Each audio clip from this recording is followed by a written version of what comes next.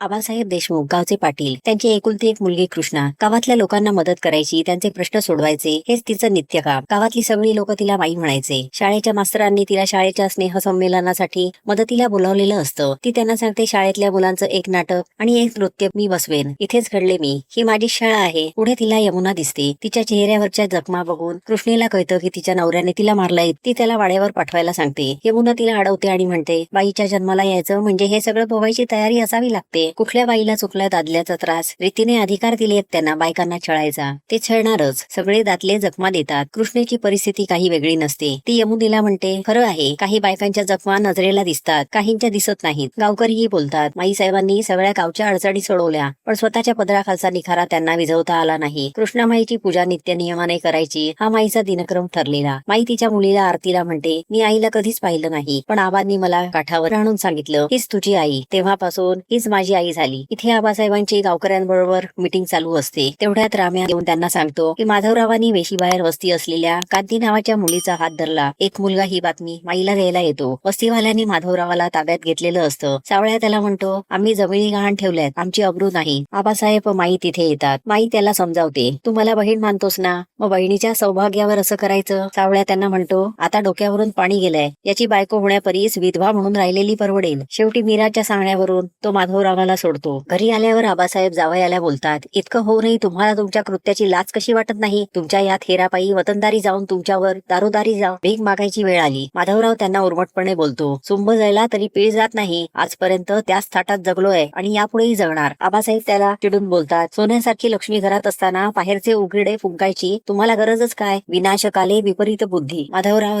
निर्लज्जपणे हसत परत त्यांनाच बोलतो, उकिरड्यावरची गंमत तुम्हाला काय कळणार? दुनियेची ओझी डोक्यावर ठेवून जगायची सवय आहे तुमची. तुमच्या मुलीसाठी तुम्ही सुटका केलीत आमची, आम्ही बदलणार नाही कोणासाठी. आबांसाठी हा जावई डोईजड झालेला असतो. ते हताश होतात. अक्का त्यांना आपण कीर्तनाला जाऊया म्हणते. ते कृष्णामाईच्या देवळात कीर्तनाला जातात. कृष्णामाईच्या उपमाची कथा सांगितली जाते. माधवराव पिऊन घरी आलेला असतो. वडिलांना बघून आरती भेदरलेली असते. घरात चिंतेचं वातावरण असतं. आबांची बहीण अक्का त्यांना विचारते, आता करायचं तरी काय? आबांना एकच पर्याय दिसतो, घटस्फोट. लेकीला त्रास होऊ नये म्हणून त्यांनी सगळी इस्टेट नातीच्या नावावर केलेली असते. माधवने जरी ताळतंत्र सोडलं तरी तो इस्टेट बळकावू शकणार नाही. नवरा बायको जर एकमेकांना अनुरूप नसतील तर त्यांनी वेगळं व्हावं, ते अक्काला म्हणतात. अक्का लोकांचं काय म्हणून विचारते. आबा तिला म्हणतात, लोकांची पर्वा कशाला करायची? संसाराला पडलेल्या भेगा बुजवायला कोणी येतं का? माई तिथे येते. तिला काडीमोड हा पर्याय मान्य नसतो. ती आबांना म्हणते, सगळ्या गावचा संसार सांभाळणारी मी जर मीच माझा संसार सांभाळू शकले नाही तर लोक हसतील मला, ही माझी सगळ्यात मोठी हार असेल. आबा तिला म्हणतात, इतकं धैर्य कुठून आणलंस पुरी? ती म्हणते, त्या कृष्णामाईच्या पाण्यात पाय सोडून बसलं की काहीतरी भिनत जातं शरीरात, तीच देते सगळं बळ, फक्त आपल्याला घेता यायला हवं. ते पुन्हा कीर्तनाला जातात. कृष्णामाईचं महात्म्य त्यात सांगितलं जातं. माधवराव टवाळखोरांबरोबर बसलेला असतो. तिथे बिल्डर तेलवणे आलिशान गाडीतून जागा बघायला आलेला असतो. त्याला वस्तीच्या बाजूला असलेली जमीन विकत घ्यायची असते. त्याला तिथे एक हॉटेल बांधायचं असतं. नाम्या त्याला माधवरावकडे घेऊन येतो. माधवरावाला ते जागेचे 25 लाख द्यायला तयार होतात. माधवराव त्यांना सांगतो, ही जागा माझ्या मुलीच्या नावावर आहे, ही वस्ती खाली करायला आबासाहेब परवानगी देणार नाहीत. नाम्या त्याला म्हणतो, हे सगळं माझ्यावर सोडा, 25 लाखांसाठी माझ्या डोक्यातल्या सगळ्या आयडियाज वापरीन मी. तो माधवरावाच्या कानात काहीतरी कुजबुजतो. माधवराव सौदा करायला तयार होतो. कृष्णेला काहीतरी विपरीत घडणार आहे असं वाटत असतं. ती आत्याला सांगते, माझा उजवा डोळा लावतोय. माधवराव प्लान बघायला जातो. आबा कृष्णेला माधव विषयी विचारतात. ती आबांना सांगते, ते गावात नव्हते, 2 दिवस मुंबईला गेले होते. माधव वकिलाला भेटून कागदपत्र तयार करतो. त्याने 2 सेट तयार करून घेतलेले असतात. तो आबांकडे कागदपत्र घेऊन येतो. तो आपली योजना आबांना सांगतो. आपल्या जमिनीवर जे आदिवासी झोपड्या बांधून राहतात त्यांना पक्की घरं बांधून मिळावीत म्हणून मी मंत्रालयात जाऊन याचिका दाखल केली होती आणि याच कामासाठी मी मुंबईला जात होतो. माझी याचिका मंजूर झाली आहे. आबा त्याला विचारतात, तुला आत्ताच त्यांचा पुळका का आला? तो म्हणतो, मी तुमच्या एवढी उंची समर्पण नाही अंगी आणू शकत, पण मला कुठून तरी सुरुवात तरी करू द्या. आता फक्त कृष्णेनी सही करायची, एवढा सुद्धा विश्वास नाही आहे का माझ्यावर? तो आबांना ते कागद चेक करायला सांगतो. कागद कृष्णाच्या हातात देऊन आबा तिला सांगतात, हे कागद नीट वाचून तुला योग्य तो निर्णय घे. कृष्णा पेपर्स वाचते. माधवराव तिथे येतो. ती त्याला म्हणते, आज प्रथमच तुमच्यावर विश्वास टाकावासा वाटतोय. तो तिला सांगतो, मी विश्वासघात करणार नाही. हे कागदपत्र उद्या मुंबईला घेऊन जायचे आहेत, तेवढं सही करून टाक. चांगल्या गोष्टीला उशीर करायचा नसतो. तो तिच्या हातात पेन देतो. शाही संपल्याचं कारण देतो. ती दुसरं पेन आणायला जाते.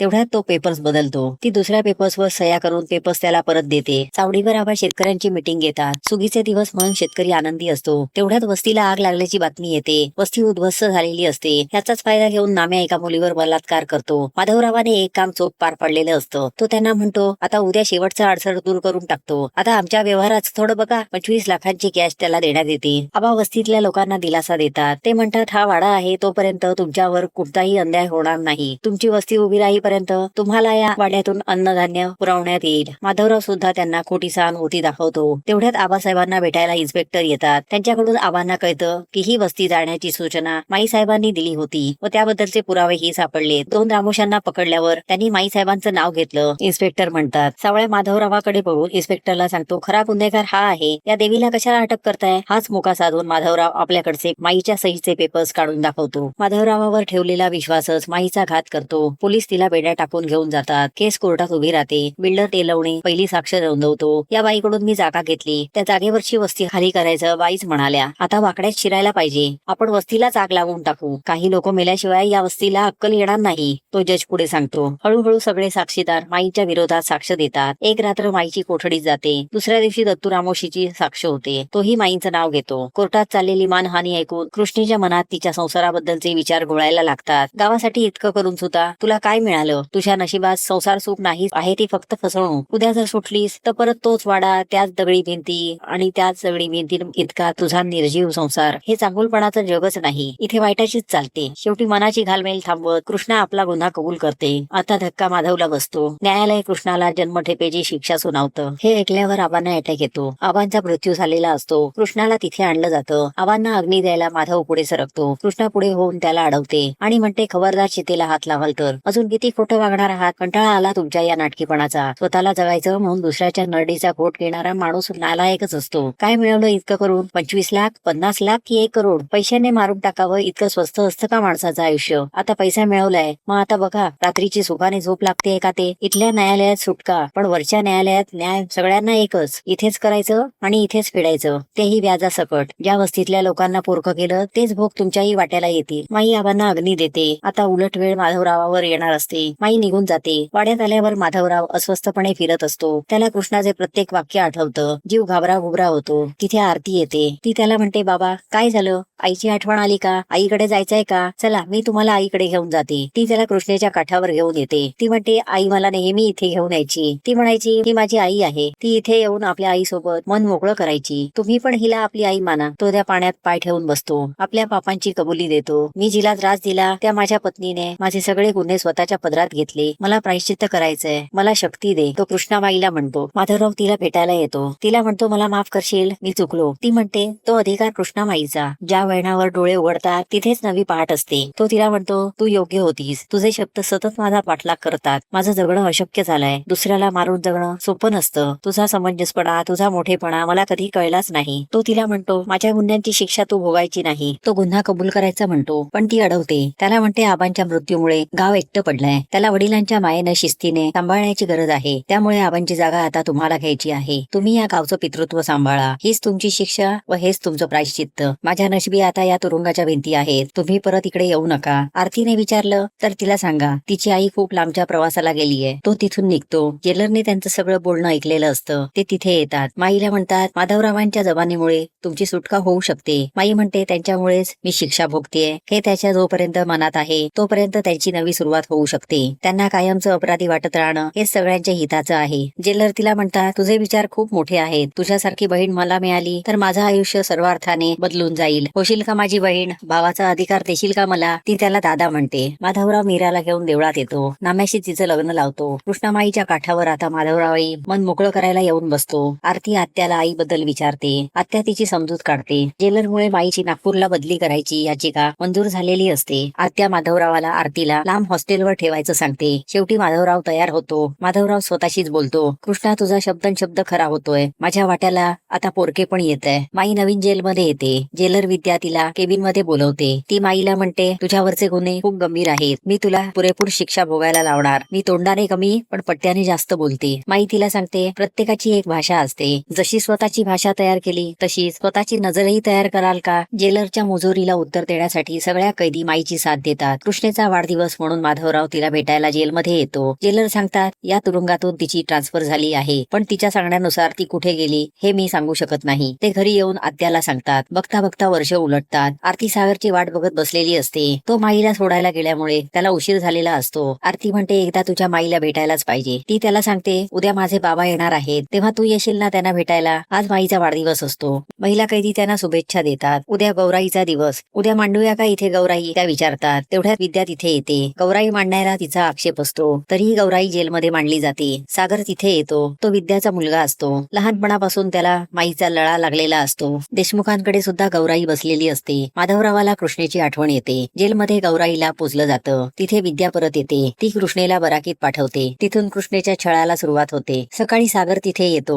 तो तिला म्हणतो, आई वाईट नाही आहे ग. तेवढ्यात माईला रक्ताची उलटी होते. सागर तिला हॉस्पिटलमध्ये घेऊन येतो. तिथे विद्या येऊन सागरला विचारते, तू तिला इथे का घेऊन आलायस? तो सांगतो, तिला ताबडतोब उपचारांची गरज आहे. तरी त्याचं न ऐकता माईला ती परत जेलमध्ये न्यायला सांगते. माईची रवानगी परत जेलमध्ये होते. सागर विद्याला समजवण्याचा प्रयत्न करतो, तरी विद्या त्याचं ऐकून घेत नाही. ती म्हणते, तिला गेले 4 महिने रक्ताच्या उलट्या होत आहेत आणि बारीक तापही येतो. मग तिने तसा लेखी अर्ज नको का द्यायला? सागर माधवरावाला येऊन भेटतो. ती त्याला आईबद्दल विचारते. सागर माईला आरतीविषयी सांगतो. आज तिचा वाढदिवस आहे. ती तुला भेटायला इथे येणार आहे. तुला आवडली तरच आम्ही लग्न करणार. आरती तिथे येते. तो माईशी ओळख करून देतो. ती आरतीला वडिलांचं गाव विचारते. तिच्या आईबद्दल विचारते. तिचा पोटचा गोळा तिच्या समोर उभा असतो, पण ती त्याला जवळही घेऊ शकत नाही. माईची प्रकृती बिघडते. ते तिला हॉस्पिटलमध्ये आणतात. आरती तिची काळजी घेते. माई बरी होते. सागर आरती माईला भेटतात. आता लग्नाची तारीख घेऊनच येईन, सागर तिला सांगतो. दोघे तिचा निरोप घेतात. माई तिच्या हातात खीर व रवा बेसनाच्या लाडवांचे डबे देते. सागर म्हणतो, आरतीसाठी खीर आणि रवा बेसनाचे लाडू कोणासाठी? माई म्हणते, तिच्या घरात कोणाला तरी आवडत असेलच ना. आरतीला तिच्या आईची लहानपणीची आठवण येते. तिची आई सुद्धा तिच्यासाठी अशीच गव्हाची खीर बनवायची. ती माईला सांगते. विद्या सागर बोलणी करायला आरतीकडे येतात. जेवताना सागर आरतीला माईच्या खिरीची आठवण करून देतो. माधवराव सागरला माई कोण म्हणून विचारतो. आईच्या जेलमध्ये जन्मठेप भोगणाऱ्या कैदी आहेत. रवा बेसनाचे लाडू बघितल्यावर माधवराव सागरला तिच्याबद्दल विचारतो. खीर खाल्ल्यावर त्यांना कृष्णेची आठवण येते. तो आरतीला म्हणतो, तू कसं ओळखलं नाहीस तुझ्या आईला? ती तुझी आई आहे. विद्याची चूक तिच्या लक्षात येते. सागर विद्याला म्हणतो, तू आयुष्यभर गुन्हेगार वाचत आलीस,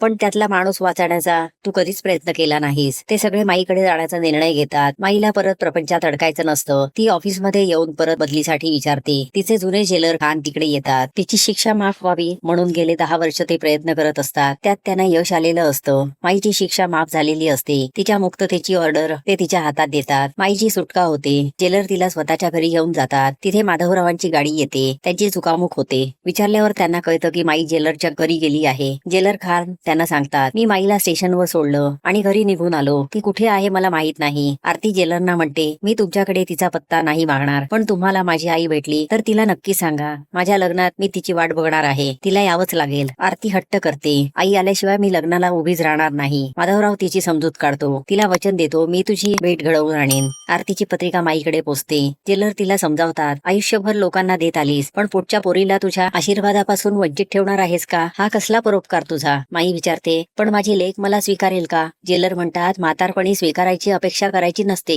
अपेक्षा ठेवायची असते ती फक्त समर्पणाची. माई आरतीसाठी तिथे जायला तयार होते. आरतीच्या लग्नाच्या वेळी कृष्णामाईची ओटी भरीन असा ती नवस बोललेली असते. तो तिला पूर्ण करायचा असतो. माई आरतीच्या लग्नाला येते. सागरला माई दिसते, पण ती तिथून निघून जाते. सगळे माईला शोधतात. माधवराव सांगतो, मला माहित आहे कुठे आहे माई. सगळे कृष्णेच्या काठावर येतात. तिची प्रकृती ढासळते. तरीही लेकीच्या मदतीने ती कृष्णामाईची ओटी भरते. नंतर लेकीची ओटी भरते. मृदुंगाचे आवाज ऐकत कृष्णेचा जीव जातो.